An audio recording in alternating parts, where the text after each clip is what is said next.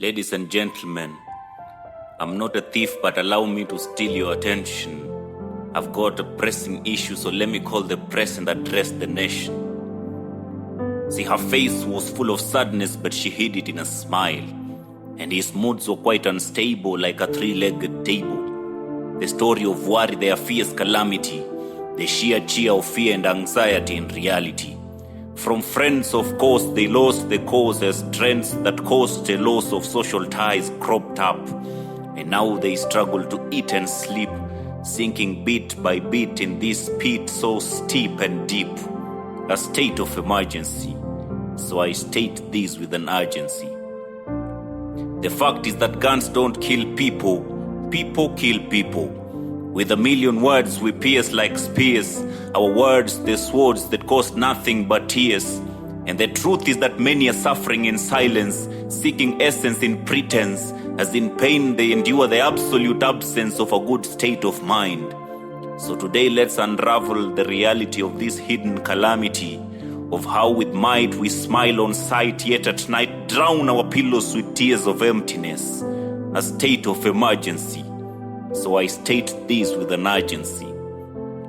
Now spouses are killing each other in quarantine, and children can no longer find a peaceful space in this place they once thought was full of bliss. Many lost their hustle in this coronavirus puzzle. So I guess a hungry man will always be an angry man. It's not easy. Reach out. For when home is not a safe heaven, children find solace in the arms of strangers, some of whom are dangerous rangers armed with tools to fool and pry on their innocence. No wonder we are facing a pandemic of children pregnancies, a state of emergency.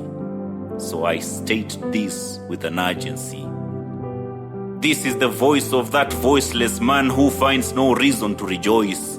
The shattering scream of that woman drowning in a season of depression with no voice, no choice. Sons and daughters of fateful noise. 'Tis easy for us to judge others as they struggle to walk on a path we've never traveled. Yet we fail to understand that at times circumstances make the choices. None of us ever chooses to suffer mental illness. So try to judge less that churchless person who seems to seek solace in drugs and perhaps lend a helping hand. In you they just might find a reason to put behind their unwinding season of struggle and start to deal with the uphill journey to heal. Mental illness is a state of emergency.